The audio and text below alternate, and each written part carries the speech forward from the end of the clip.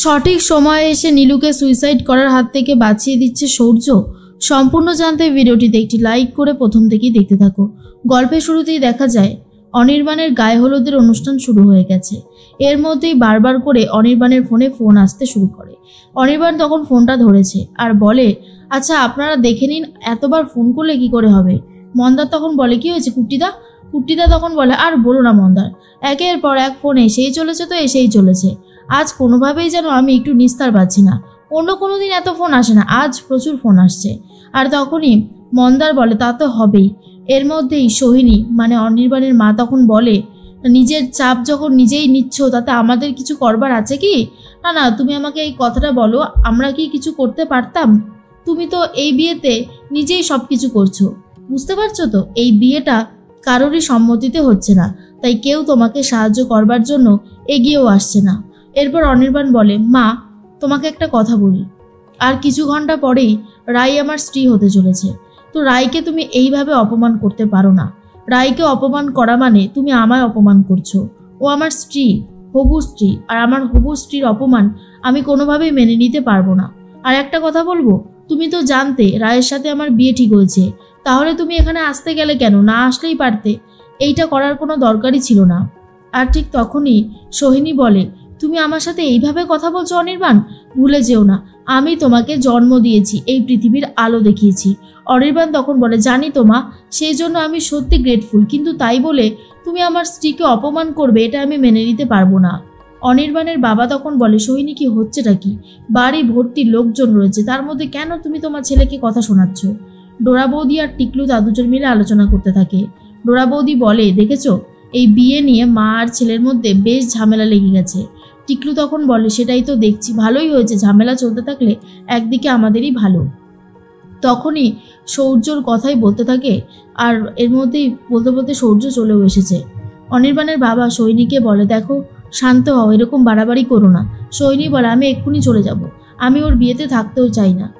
অনির্বাণের বাবা বলে, আমরা চাইলেই চলে যেতে পারি, কিন্তু বুঝতে পারছো, আমরা যদি চলে যাই তাহলে অশান্তি আরও বেড়ে যাবে। তার থেকে বরং কিছু ঘন্টা থাকো চুপচাপ, আমরা তো চলেই যাব, আমরা তো আর এখানে থাকতে আসিনি। এর মধ্যেই সূর্য এসে বলে, আরে কুট্টিদা, শেষ পর্যন্ত তোরও হয়ে গেল গায়ে হলুদ? আরে আমি ভাবলাম গায়ে হলুদের অনুষ্ঠানে থাকবো। অনির্বাণ তখন বলে, আর কি বলবো বল, আর বলিস না, আজকে প্রচুর দায়িত্ব সামলাতে হচ্ছে নিজের হাতে।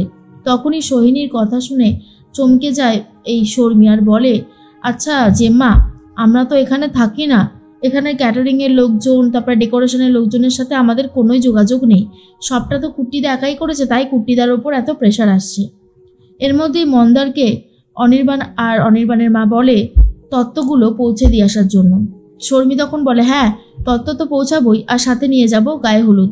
তোর তো গায়ে হলুদ হয়ে গেছে, তোর গায়ে ছোঁয়ানো হলুদটা এবারে আমরা রায়ের জন্য নিয়ে যাব।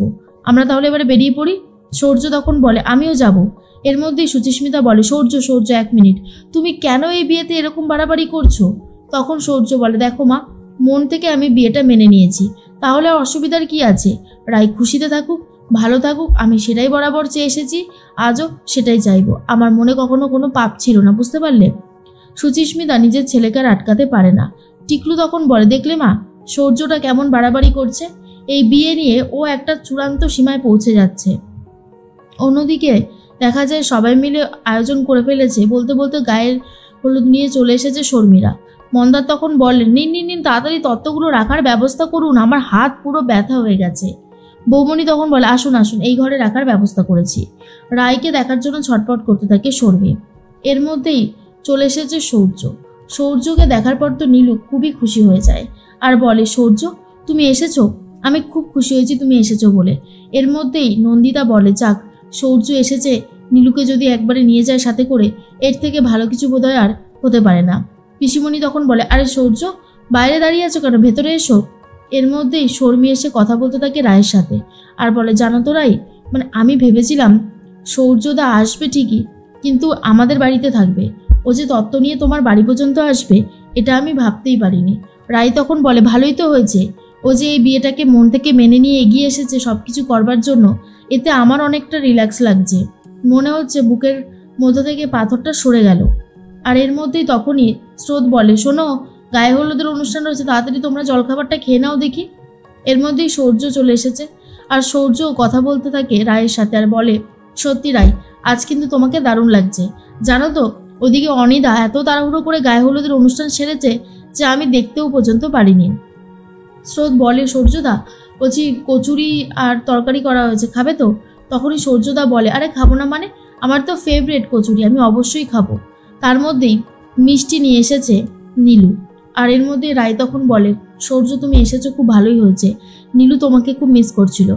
এরপর সূর্য ক্লিয়ারলি জানিয়ে দেয়, আমি এখানে কোনো সম্পর্ক স্থাপন করার জন্য আসিনি। তুমি বা তোমাদের বাড়ির কারোর ওপরই আমার আর কোনো ইন্টারেস্ট নেই, আর থাকবেও না। তোমরা যা যা করেছো সে সমস্ত কিছু আমি ভুলে যাইনি রাই। দেখো, আমি এসেছি শুধুমাত্র বিয়ে উপলক্ষে, আর কিছুই না। আমি কোনো সম্পর্ক বয়ে নিয়ে বেড়াতে পারবো না। এর মধ্যেই নীলু এসে বলে, তোমার জন্য মিষ্টি এনেছি, একটু মিষ্টি মুখ করো। সূর্য তখন বলে, মিষ্টি মুখ করা আর মিষ্টি কথা বলা দুটোই আমি ছেড়ে দিয়েছি, আর পারছি না। অনেক তো হলো, এবার আমার মনে হয় এসবের থেকে দূরে যাওয়াটাই ভালো। নীলু তখন বলে, তুমি এরকম করছো কেন সূর্য? সূর্য তখন বলে, কি ভেবেছো আমি ভুলে গেছি? তুমি যেই অপমানটা আমাকে করেছো, আমাকে মিথ্যে কথা বলেছো, আমার ইমোশন নিয়ে খেলেছো, তারপরেও আমি তোমার সাথে আর কোনো রকমের সম্পর্ক তৈরি করতে পারবো না। এই কথাটা কান খুলে শুনে নাও। সূর্য রায়ের কথা ভেবে, রায়ের মঙ্গলের কথা ভেবে একটা মিষ্টি তুলে নিয়ে খেতে থাকে। স্রোত তখন বলে, সত্যি এত ঝামেলা আর মেনে নেওয়া যায় না। রায় তখন স্রোতকে বলে, থাক না, এসব ব্যাপার নিয়ে বলিস না। নীলু তখন বলে, আজকে তোর জন্য দিদিভাই, শুধুমাত্র তোর জন্য আমার এই খারাপ অবস্থা হয়েছে। আমি আর মেনে নিতে পারছি না। সূর্য আমাকে এতগুলো কথা শুনিয়ে চলে গেল। কেন আমি এতগুলো কথা শুনবো বলতে পারিস? আমি কি অন্যায় করেছিলাম বল? রায় বলে, স্রোত ওকে একটু বোঝা, সবকিছু ঠিক করে নিতে বল, এত ভেঙে পড়লে চলে। তখনই স্রোত বলে, ওকে আর কি বোঝাবো, ও তো তোকে অপমান করতেই ব্যস্ত। ও তোকে অপমান করতে পারলেই যেন বেঁচে যায়। সব থেকে খারাপ আমার এটাই লাগে। ওই জন্যই সূর্যদা ওকে আর পছন্দ করে না। তুই যাই বলিস না কেন বর্দি ভাই। এর মধ্যে রায়ের গায়ে হলুদের অনুষ্ঠান শুরু হবে বলে সবাই মিলে রায়কে ডাকাডাকি করতে শুরু করে দেয়। রায় তখন বলে, আসছি। রায়ের মনটাও খুব খারাপ হয়ে যায়। সূর্য এরকমভাবে নীলুর সাথে ব্যবহার করছে, রায়েরও খুব একটা ভালো লাগে না। কারণ যতই হোক না কেন, নীলুর জীবনটা যে নষ্ট হচ্ছে সেটা শুধুমাত্র রায়ের কারণে। রায় এটাই বিশ্বাস করতে থাকে। তার মধ্যেই দেখা যায় যে নীলু ঘরে গিয়ে ভাবতে থাকে সে এই জীবন আর রাখবে না। কেনই বা এই জীবন রাখবে? এই জীবনে এত দুঃখ, কষ্ট, অপমান, এতটা অবহেলা কিছুতেই মেনে নিতে পারে না নীলু। তাই বলে, আমার আর বেঁচে থাকার কোনো কারণ নেই। কিসের জন্য বাঁচবো? ভেবেছিলাম সূর্যর সাথে ফিরে যাব ওই বাড়িতে। সূর্য হয়তো আমাকে নিতে এসেছে, কিন্তু না, সূর্য আমাকে নিতে আসেনি। নীলুর গায়ে হলুদের অনুষ্ঠানে থাকছেই না রায়ের। আর রায় তখন বলে, আচ্ছা নীলু কোথায়? ওকে তো দেখছি না। তখন স্রোত বলে, ঘরেই আছে হয়তো। এদিকে নীলু কিছু ঘুমের ওষুধ খুলেছে শিশি আর বলে, আমার আর বেঁচে থেকে কোনো লাভ নেই। কিন্তু সূর্য সেখানেই রয়েছে। তাহলে কি শেষ পর্যন্ত রায়ের বিয়েটা যাতে না আটকায় তার জন্য কি নীলুকে বাঁচিয়ে দেবে সঠিক সময়ে এসে সূর্য? এমনটা হলে কেমন লাগবে কমেন্টসে জানাতে ভুলো না।